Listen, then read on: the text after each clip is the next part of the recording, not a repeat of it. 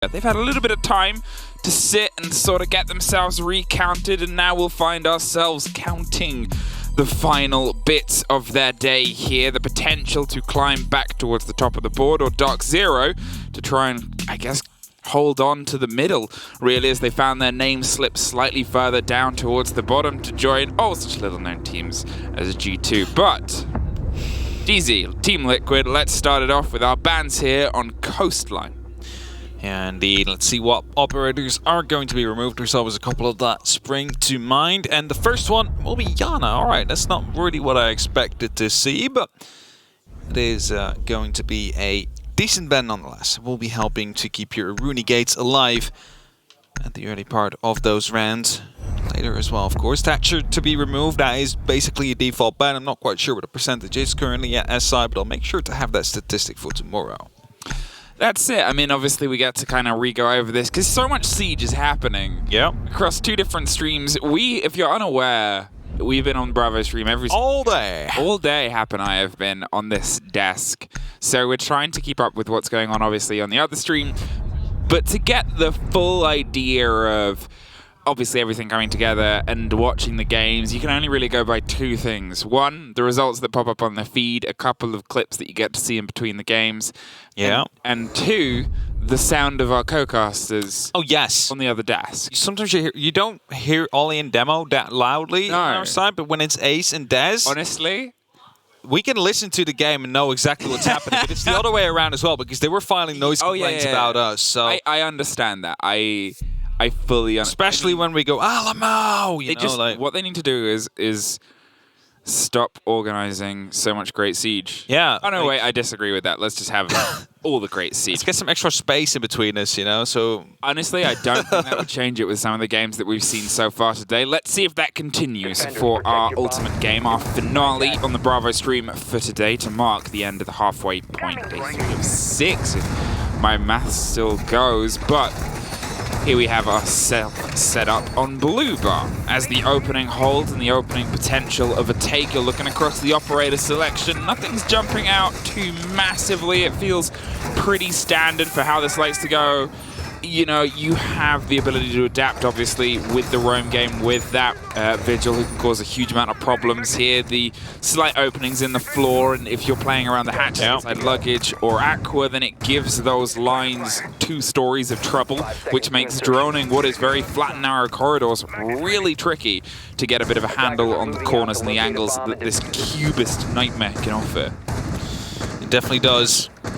We often do see a little bit of the extension, which currently does seem to come out on the likes of SXK. Setting himself up inside the kitchen. A couple of reinforced walls to play with towards the server's entrance, whilst the rest of the team, I think there's only one member on site, Nesk. That's the first kill. SXK down onto mid. That is going to be the Jackal straight away gone, and that is going to be making the roam a little bit more pleasant to play like. Yeah, you lose that as your opener. They're just trying to find their way into service. It's a pretty standard extension for a lot of teams to do on a Blue and Sunrise hold here. Is sure, they might not be expecting that much aggression, and even more. Sexy Cake double checks the doorway before rebuilding it. He was dropped on the approach. Sometimes, if they are playing service, they'll be a little bit more kind of tepid and keep themselves around the kitchen door instead. But here, Sexy Cake's not wasting any time. And DZ have unfortunately been taken by a bit of surprise early on, but now they've just got to try and reset and restack themselves across the top floor. The pressure comes over. They have a bit of cover there as Parlu goes for a bit of a roam towards Cool Vibes, wants to make a second story presence known. Just the time slowly ticking down whilst DarkZero is fighting with a man down, hoping to deal with the shield, and Nask is going to be stopping that from happening, hoping to go for the second hatch up, but will not be finding him yet, and that's going to be the 2-man advantage now.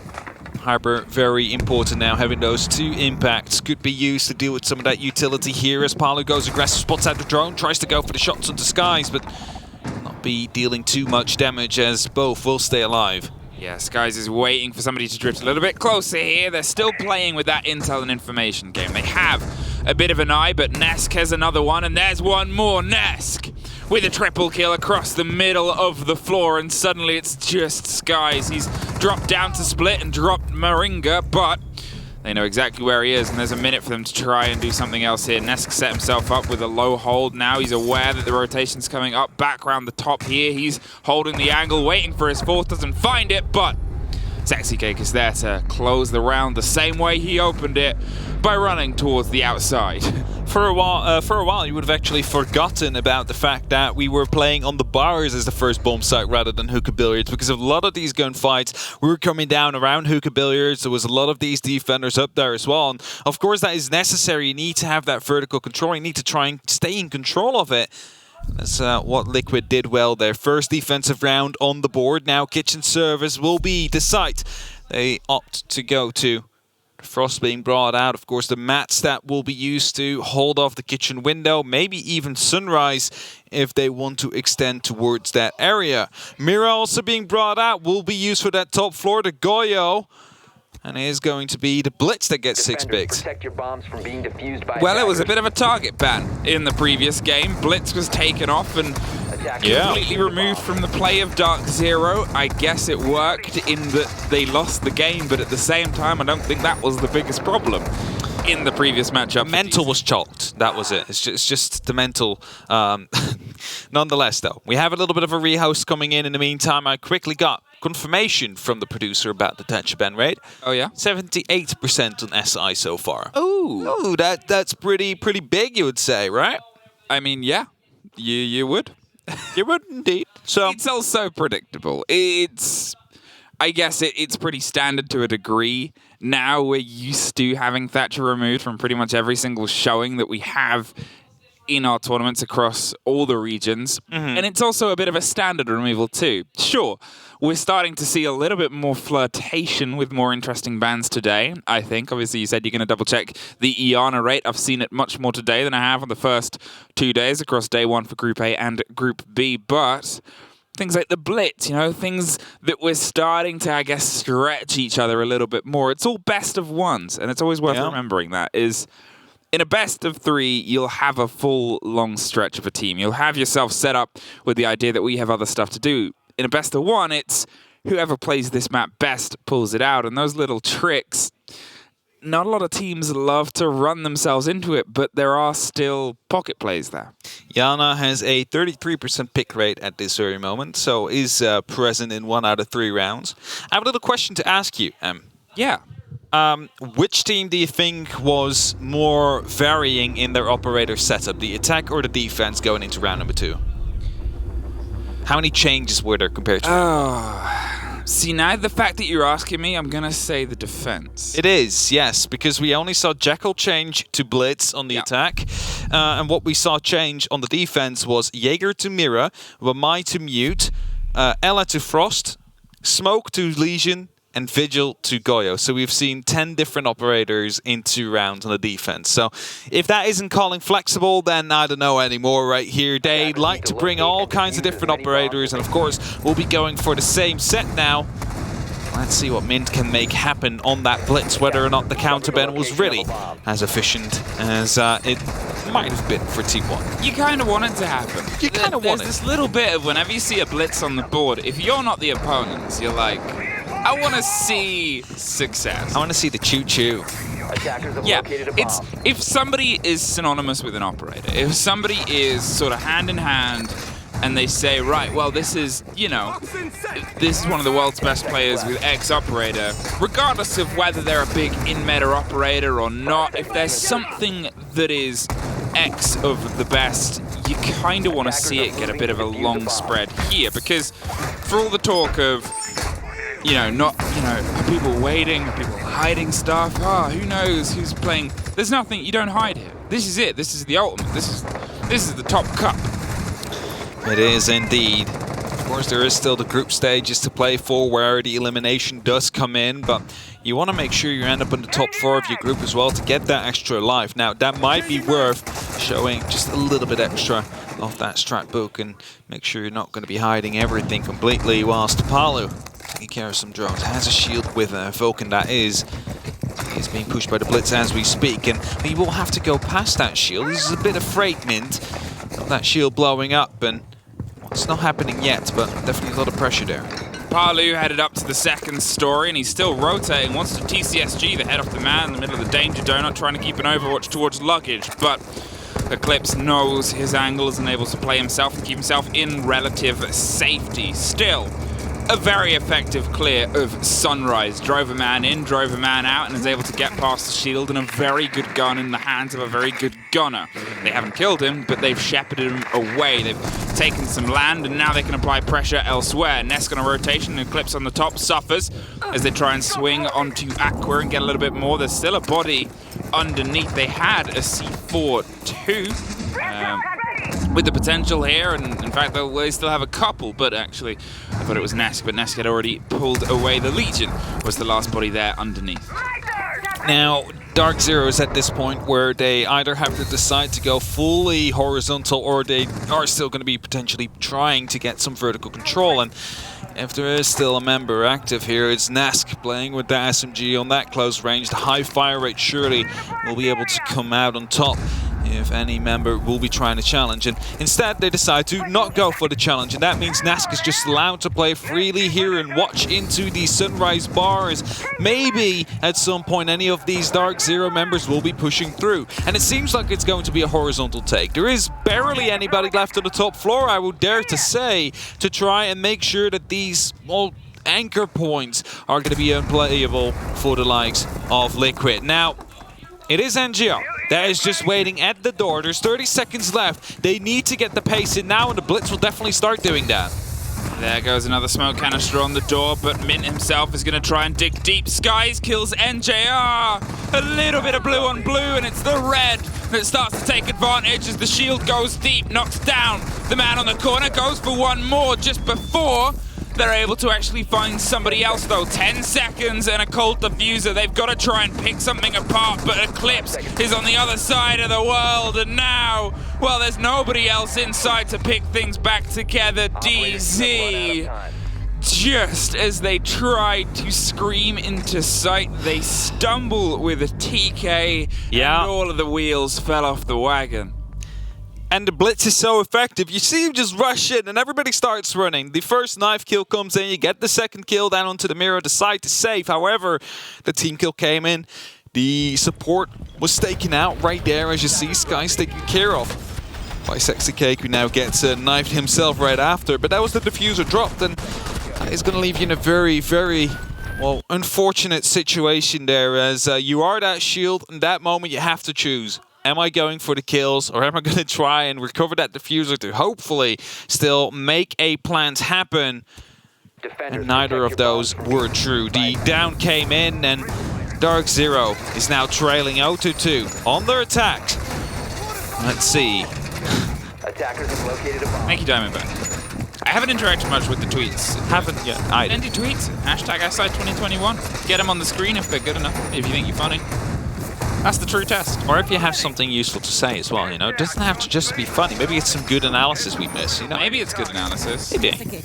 You want analysis, I want jokes. I guess that says a lot about what we do to this game. It says a lot about what our roles are to this broadcast, right? I try and find any crazy setup whilst you bring the action in a nice flowing form. Thank you. It's like you've just described our jobs, and what we need to, I guess, look towards the description of DarkZero. Right now, it's not the smooth, sleek product that we're so used to seeing. I think it's that question of a team who has a lot of kudos behind them, but sometimes you kind of go, okay, where's that bit of that edge of fire? Where's that? I guess you want a bit of a crack, but in a good way, if you know what I'm sort of saying. You get a lot of passion and a lot of fire out of the NA region. You get these huge moments and huge bits of culpability, and when you're against Latin America, sometimes you gotta try and step into the kitchen with the fire of yourself, because if you don't, they start to get into you. They start to get aggressive back against you. They try and meet you in Liquid. They're a fantastically structured team, and that just plays more into their favor if you find yourself with a little bit of caution. Here, though, Nesk and Hyper are sort of finding kills of their own, but it's Mint that suffers first against Nesk. Hyper is on a sliver of health as they try and swing around, but it's actually Sexy Cake that drops the next NJR. Nobody is allowed in the building this round. It's not really going well here for DarkZero. Hyper down low on HP, 2 already taken care of. And then you're looking at what DarkZero have left. All right, they have 1 air jab, they have 2 concussions and an impact, and 18 sets of X-Kairos available to them. What can you do with that? Well, you're on that top floor, so for a start you can open up the VIP angle, hoping that you can maybe get a kill on drinks, but Palu will be taking down Hyper. Makes it even harder as now Skies is the last man standing. Yet again, we find Skies as the only name on the board, and he's got everything to do in front of him. Barely anything taken out of the sight, but he's at least able to find the first kill against Palu, dropped above and no cost to his own health, but it will be a cost of where he is as they find him on the 90 cam. He's steadying his way towards the bottom of White Stairs, going to try to creep across and hope that he doesn't get caught from behind. He's just wanting something else to slip its way out of Liquid's cool defense, but otherwise they're not giving anything. They're saying, no mate, come on, you've got to do all the work, start your push. Now we'll be meeting a laser gate. However, he does have 18 X-Kairos left, so you can just quickly use one of those or a flashbang to get rid of it, as the smoke canisters do get popped. There's 30 seconds left. It's a 1v4 situation. You do not have much time left. The flashbangs are being tossed in. The pre-fires are there with the Type 89, but it's not that much ammo. He will choke to death as PSK tosses out a smoke canister. We'll be securing the deal, and that is another round here for Liquid to come in. So far, completely in control of this matchup. Not really being challenged by DarkZero all too much yet. No, and you could kind of see it. They're a little bit disheartened, taking their tactical time out now to talk about it and break up the momentum, as we saw there. And as I was saying, Liquid, they're a fantastically structured team. They're able to have these big holds, as we saw there, and even though they're kind of flirting with the danger Coastline offers and getting aggressive and peeking people at doors and alleyways and windows every which way, they still know when they have to pull back to their site. Even though it's a 5 versus 1 that drops to a 4 versus 1, they're not going to overextend. They're going to play around the smoke canisters first. They're still going to play around the utility they've got stepped up. All it does is give them the momentum to the gun skill that really doesn't need anything else, because it's already so good. It's already so good indeed, and I'm quickly going to give you guys a sneak peek because you can't see it, but they can still secure and lock some operators in, and it looks like a blitz and line are going to be brought by DarkZero. So we've had that quick pace with the blitz, which was available to be used and was very effective as well, but they weren't able to get the round in the end as they lost some teammates due to unfortunate matters. They're looking to double down on that, bringing the Lion out now as we are going for the Blue and Sunrise bar. It looks like, of course, everything is still subject to change as, well, the game is on pause right now, and as it gets unpaused, it is going to get locked in. 6-pick potential still there. Maybe the blitz or the Lion will go. Maybe we'll see a response coming out from Liquid because, well, it is a very aggressive lineup you're seeing. Maybe a Legion, for example, could be a play. As Lion gets 6-picked out to ace, they at least bring a bit of Heartbreach to deal either with Office to Blue or with the double wall to the back of the bomb chassis in Sunrise. I mean, Lion offers a lot of teams a lot of give on their attacks on Coast. You have to always take into consideration, and I know I described it the other day as paper thin.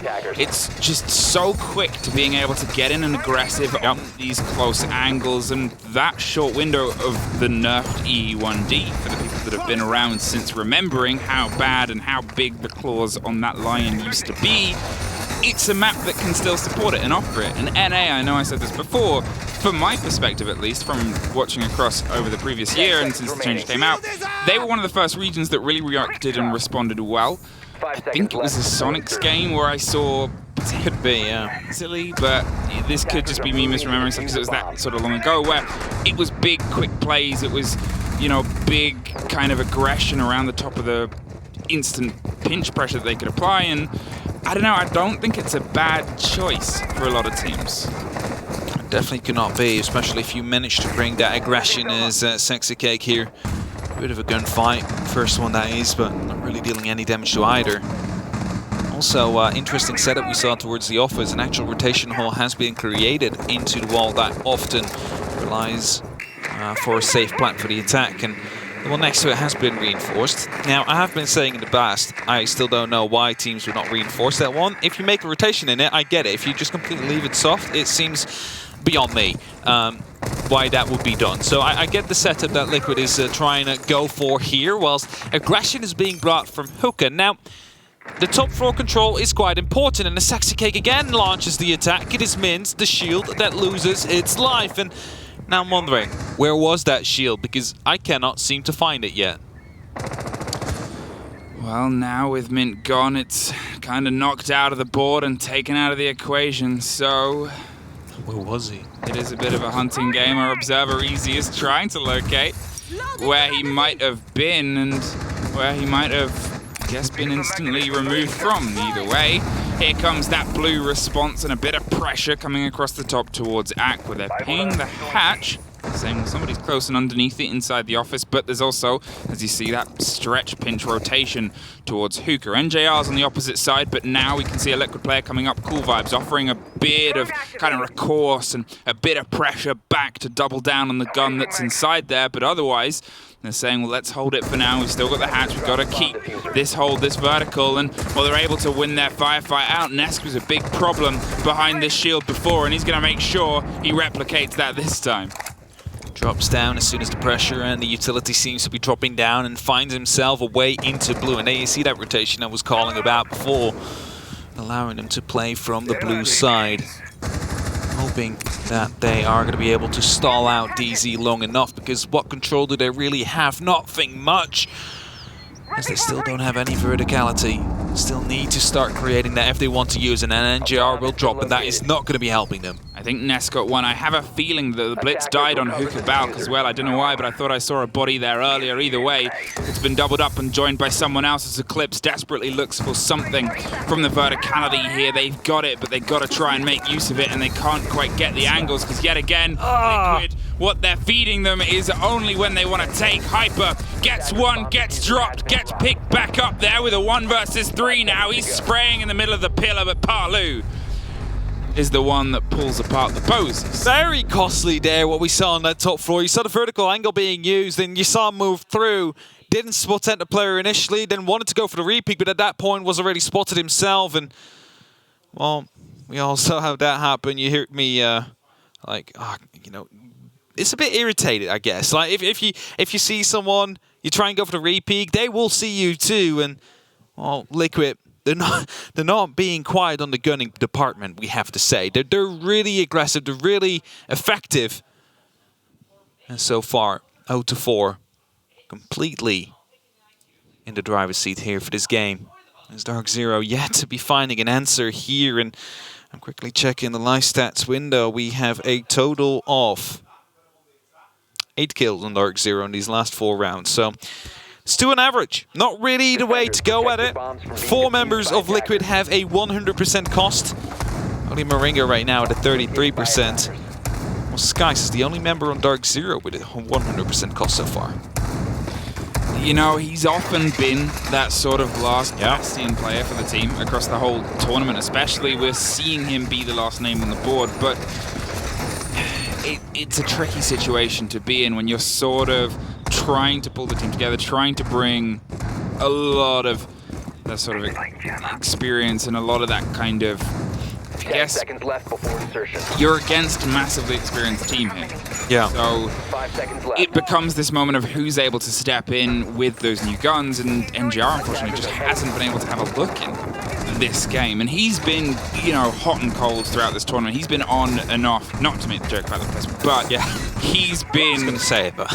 he's been consistently having these moments and then unfortunately not being dangerous. able to get in. And this is one of them now, but dangerous for now. The Pokmat's set up. Just a single shot would have been able to save them a lot of pain by taking out Sexy Cake there, but of course they had no information. There was no drone, there was no info, sound or anything like that. Instead, DarkZero making some quick work trying to take VIP control here. Very, very important to do so. Allows them to go for that vertical play, something they basically haven't done yet these past 4 rounds, and is something I'm basically hammering on. You need to take vertical control if you want to be successful on a map like Coastline, and, well, it hasn't happened yet. Not at all. Sexy Cake is just holding that angle aggressively. He was already looking up towards it, hoping someone would hop in on the double window, but Hyper comes from Hall of Fame side and starts to apply the pressure himself, but Now with that mirror window open, a bit of an extended hold there through onto the bathroom, not onto the bathroom, onto the bedroom and VIP across that side. They have themselves a bit of a lockdown on that double window. Sexy Cake is still there, is still trying to cause a problem, but doesn't quite catch the man who slips through. However, fires some bullets and gives a bit of the game away, but decides, well, I'm going to go on an adventure. And that is to see if he can potentially maybe apply some pressure up Cool Vibes. He has that option to rotate and offer some support to the bodies that are above. But again, what we've seen from Liquid is they'll hold these holds for as long as they need to, but then more than able to go, okay, now we fall back to offer some cover and support. Palu, in the meantime, blows the clips into the skies, leaves them yet again with a man deficit. And the issue is here that there's not a single grenade being used by any of the DarkZero members, as Ness gets a second C4 kill, just absolutely insane. NGR goes quite low as well, a double down coming in, and Skies is the last man standing as Ness just finishes it off with the SMG-11. Now going for the aggressive peek, and it's going to be a quad kill there for Nesk. Liquid, round 5, and look at them, they're absolutely energetic right here. And well, I'm looking over the setup that DarkZero has been bringing. We haven't seen a single nade operator being used. And at this point, you even see Liquid opting out of picking a Jaeger, actually, because there's no need, you know, if there's no nades being brought, why would we bring that Jaeger? Like, not really a big threat anyway. And then you're looking at that mirror window, and you see them struggle. Like, DarkZero decided, all right, in the first 4 rounds, let's just go for a horizontal take. Let's do it like that. See if we can take it. Failed. Then 5th round, they go for a vertical take, but they struggle with the mirror window. Now, a simple grenade would have actually been able to dislodge the player, potentially flush him out, and you could have top floor control. However, it's just lacking. And it's up to them. Like, I'm not forcing them to pick a nade operator. I'm just saying it could have been helpful. Well, I guess they have one more round to see if they can offer themselves a bit of a safety barrier. Yes, 2 nades have been brought in the hands and the pockets of Skies, and I guess let's see if they can be that bit of the difference maker. Try and force Team Liquid into one of those uncomfortable situations where they'll either do plan A, which has been, as I said before, their standard plan. Hold on to a bit of a site, or a bit of a hold, or a bit of an extension for as long as they can, but have the wherewithal to go, okay, now I need to drop. We saw it from Ness when he's playing in Hookah Hatch. We just saw it there as well, as I was saying above. Granted, at that point, the team rotated up to offer support because they started getting kills and went, well, let's see what else is there. But it's been a consistent of Liquid. The grenade gives them the option. Drop earlier and lose the position, or die. And that's something they need to start posing to them. Yeah. Liquid really in control so far, and they have a bit of pressure now they can use. Of course, the Jaeger is on the board. Palu brought him. Making the positions, of course, quite powerful. However, there's 3 flashbangs, 2 smoke canisters. There's also 2 extra air chips they might use, and 4 lifeline ammunition. There is Palu taking a lot of damage down. He's going aggressive on the pistol. Not quite sure what he's thinking about. We're losing his life right there. Skies just peekabooing right behind the bush. Able to pick up the entry there. Second time. It goes to DarkZero in this matchup so far. Yeah, I don't think Palu was thinking about very much there as he kind of went in. As I said, Team Liquid are a team that loves to get that confidence and energy behind their aggression. They're 5-0 up, so he thought he would just swing, see if he can get rewarded, but DarkZero, they might be a bit downtrodden. You can see it in the player cams, but they're still able to pull themselves back in. One buffer round, one bit of safety before they head over to their defenses, which is where we know they can perform very well. They'll be aware of that as well. They've just got to try and take one, give themselves that singular lifeline, that phone a friend, and the friend, well, it's Hyper, dropping PSK from Aqua, digs deep past his luggage, and allows them this now, the corner of the hole. They can wait, lock it off, let the drones whir and burr underneath, see if they can pull some intel and make sure they're safe with the potential flanks too. But for the first time, DarkZero have some semblance of control. Really strange there from Liquid to see them use that smoke in such an aggressive manner, losing 3 of your toxic beauties. They will no longer be able to be tossed into a position. Now DarkZero have the opportunity to try and go for default plants, and you see them trying to take care. Is that a grenade they just used? Yeah, they just used the grenade to try and get rid of the serial laser gate, as NGR picks up a kill onto Nesk right now, and Sexy Cake is in a good spot to go for a potential flank. He takes out the air jump as well, I believe. NGR is able to get off the board, but they don't quite confirm the kill. He crawls away, dropped the wrong thing, just a vase. The diffuser, however, planted. In and amongst the mess, they were able to find their way through. They lost a couple of bodies, and NJR's still on the floor. He'll probably get dropped, but Moringa drops one of his own, and suddenly it's only Hyper left against the rest. He's down in luggage. He's able to try and offer himself a bit of space here. They just have to have one go for the defuse and the cover. The swing comes, and Moringa goes. 20 seconds left. Sexy Cake in a clutch situation here to put them on map point, but Hyper keeps them with a lifeline, gives them one very necessary and needed round, and DarkZero, well, they have one slip up in what otherwise needs to be a perfect defensive half. It's what they're getting indeed, and well, we gotta say they executed onto the mistakes of Liquid pretty well here, DarkZero. You first have, I believe it was Apollo that went super aggressive outside? Yeah, just peeking out with the pistol, not really sure what was happening there, but got punished for it, and after that you have PSK just peeking aggressively into Aquarium while still having 3 smoke canisters in pocket. It's not really the way you would like to play these games, and it shows that Liquid is feeling very loose in the game right now. Like, they haven't been challenged enough to completely go like they should play. Like, let's just put it up like that. Almost a turnaround after the defuse, but again, they didn't wait for each other. They just peeked one by one. It would have been better if they would just peek out at the same time, and that way they would have been able to get the clean 0-6, but DarkZero able to fight back for now. It's a 3K from Hyper there, as well as a 1v2 clutch, so well played for DarkZero, but now they need to be flawless.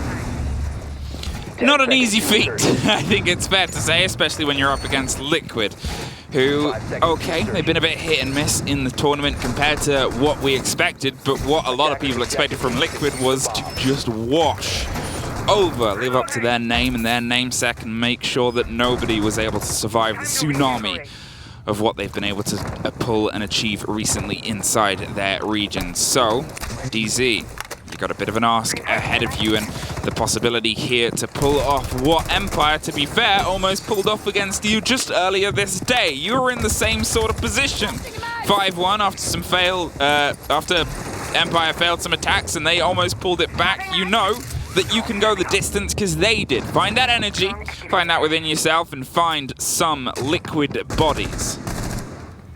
Quick pressure being put up here. They want to take control of VIP and hopefully Penthouse as well.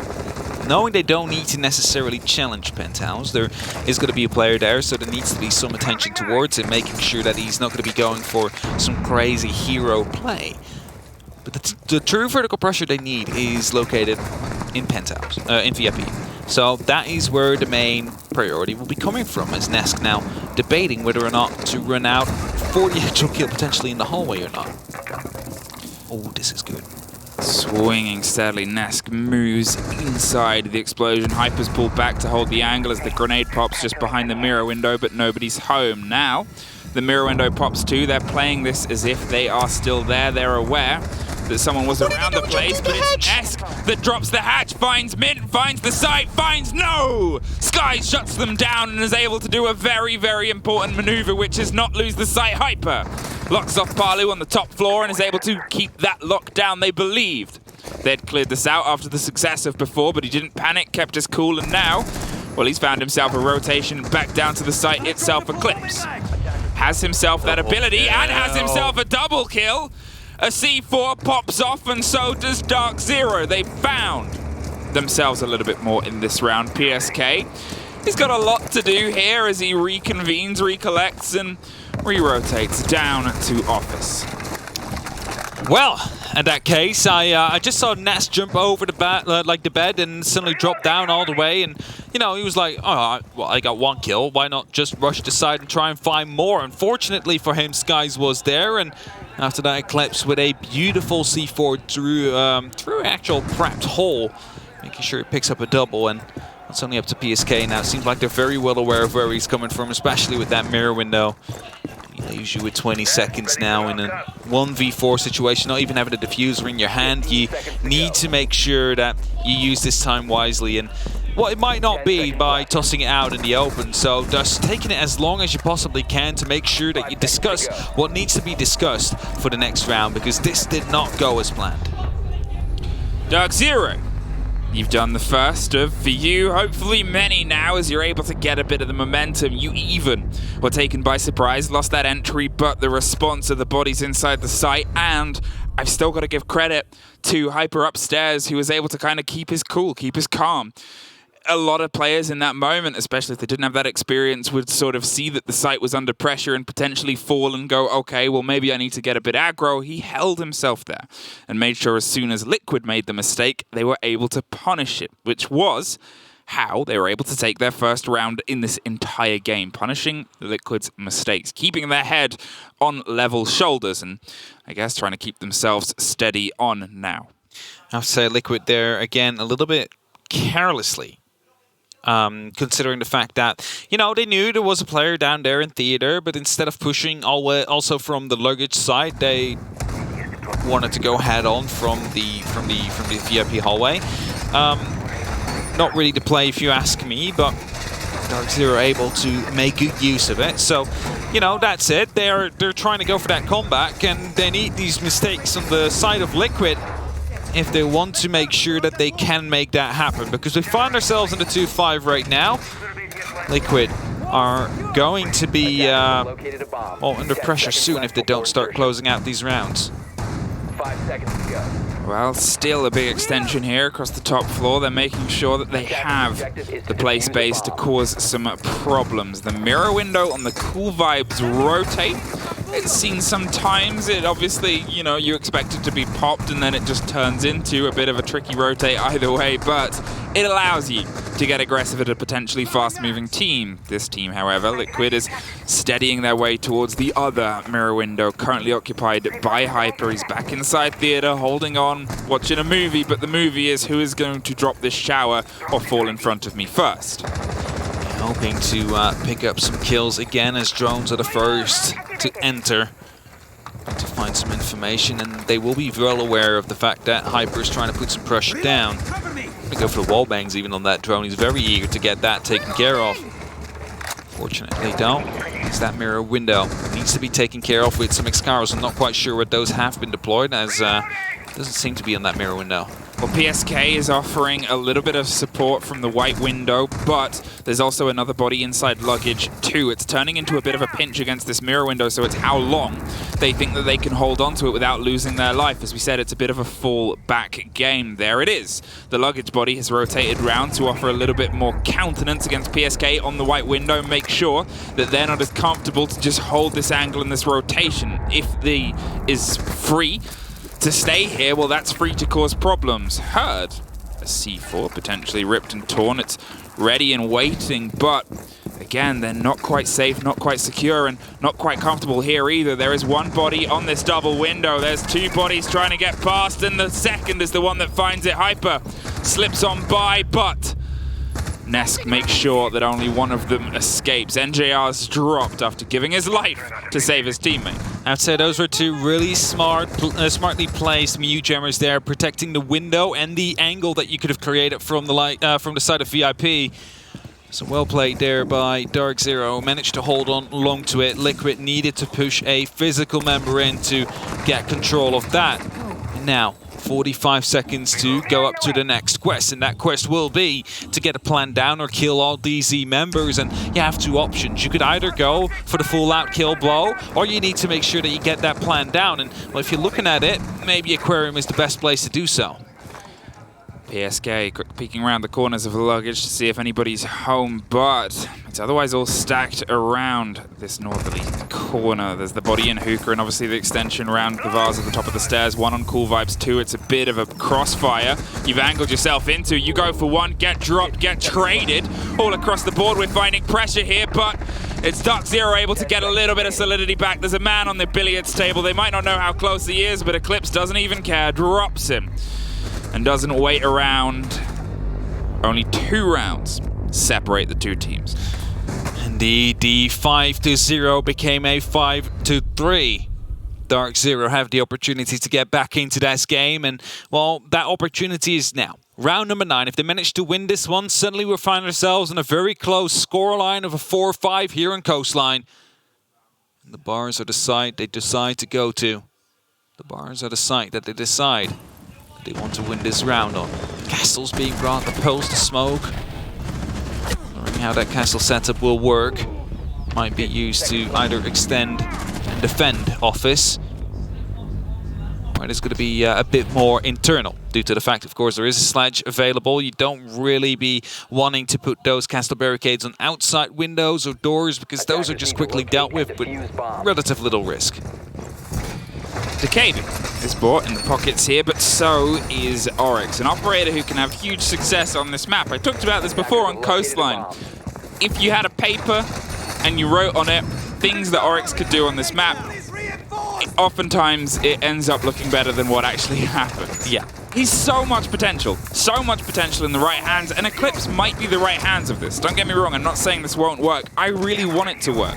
It's like when you look at an Amaru plant and you go, this could work in the hands of a couple of people. It does, and it's excellent. It's the same here.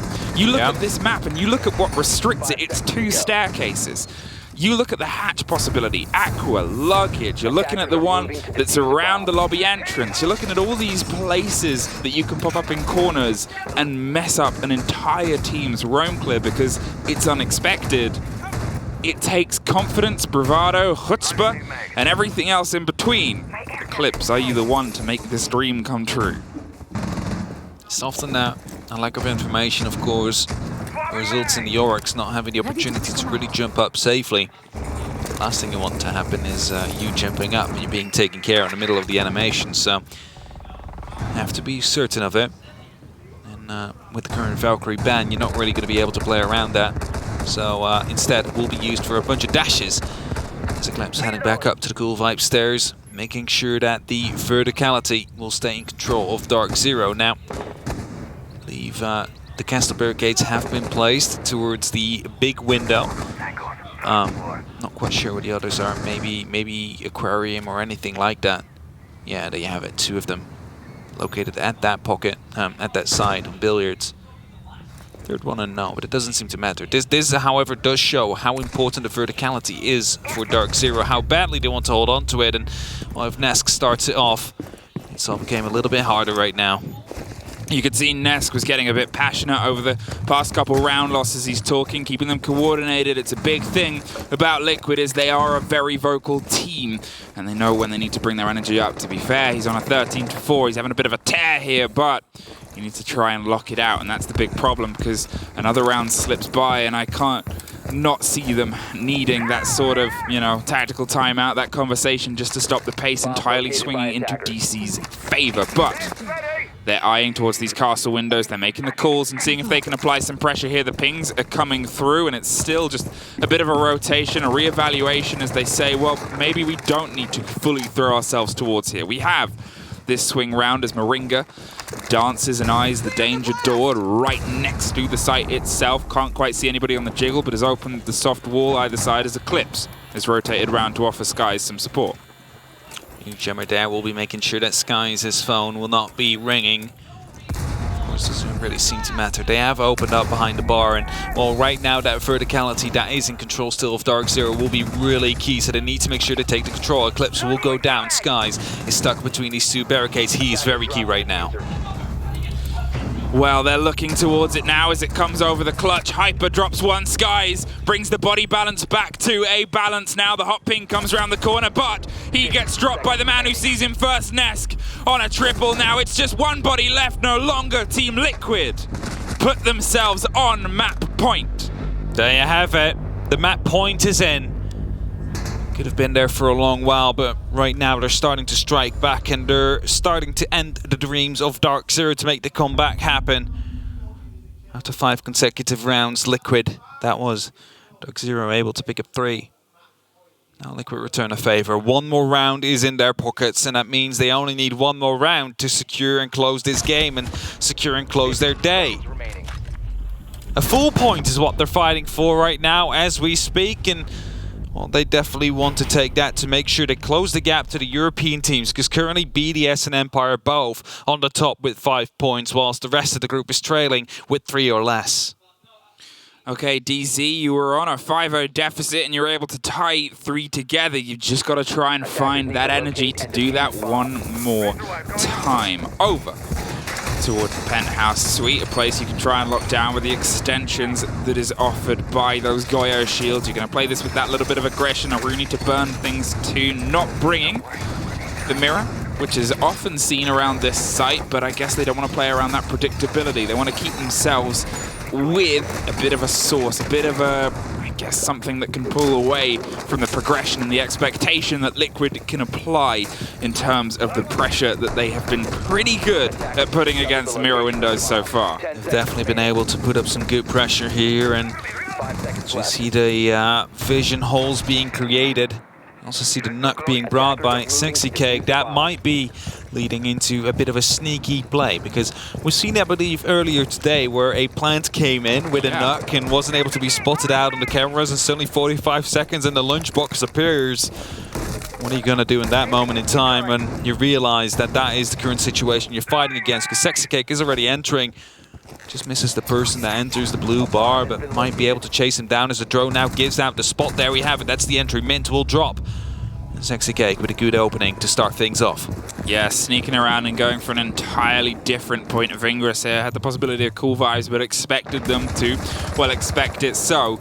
Tries to play the reverse. You can see that a body was instantly there, ready to try and get the refrag and the trade. In the meantime, Moringa has crept his way steadily along via the offices to see if anybody is balanced here. But with the open hatch, it makes it a bit of a problem. You can't ever be entirely sure that it's clear. They're not playing with the Oryx to get the possibility of the reverse play, but NJR, he's aware. He's pinging, he's waiting, but he's also concerned because his rotation out is a little bit potentially mirrored and marred by anybody that might be holding on to the top. So he slips by, gets a little bit aggressive here, tries to and find just a bit of this firefight, just a bit of the taste, so he knows where he can apply his pressure and his concentration.